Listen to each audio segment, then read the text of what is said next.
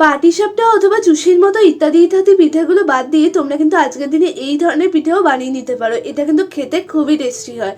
তো চলো রেসিপিটা স্টার্ট করি। প্রথমে আমি একটা বোল নিয়ে নিয়েছি, আর এই যে কাপটা দেখতে পাচ্ছ এই কাপের মাপে 2 কাপ আমি নিয়ে নিয়েছি চালের গুঁড়ো, আর 2 কাপ আমি নিয়ে নিয়েছি ময়দা, আর 1 কাপ নিয়ে নিয়েছি চিনি। তোমরা চাইলে আরেকটু বেশি চিনি দিতে পারো। এরপর আমি দিয়ে দিচ্ছি 2 কাপ জল। এখানে যদি হালকা উষ্ণ গরম জল আর অল্প একটু দুধ দেওয়া যায় তাহলে কিন্তু ব্যাপারটা আরো ভালো হয়। আমি কিন্তু ব্যাটারটা খুবই স্মুথ ভাবে রেডি করেছি, তোমরা কিন্তু ততটাই জল দেবে যাতে ব্যাটারটা খুবই স্মুথ হয়।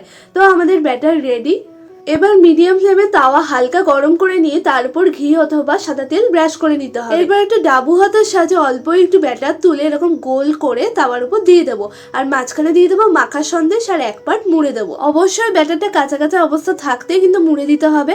আর এরপর লালচে লালচে দুপিট হয়ে আসলে পিঠেগুলোকে তুলে নেবো। অন্যদিকে একটা কড়াই বসিয়ে নিয়েছি এবার, আর দিয়ে দিয়েছি 2 কাপ জল, আর দিয়ে দিয়েছি 500 লিটারের দুধ। জল দিয়েছি কারণ দুধটা যাতে কোনোভাবে কেটে না যায়। তো এরপর ওয়েট করবো কখন দুধটা ফুটে উঠবে। তো দুধ ফুটে উঠলে আমি এখানে দিয়ে দিয়েছি নলেন গুড়ের পাটালি, যেটা দেওয়ার পর ভালো করে নাড়িয়ে চাড়িয়ে নেবো। যখন এটা ফুটে উঠবে তখন পিঠেগুলোকে দিয়ে দেবো। এরপর 2 মিনিট গাঢ় করে ফুটিয়ে নিলে রেডি আমাদের পিঠে। তাহলে শুভ পৌষ পার্বণ। Bye bye.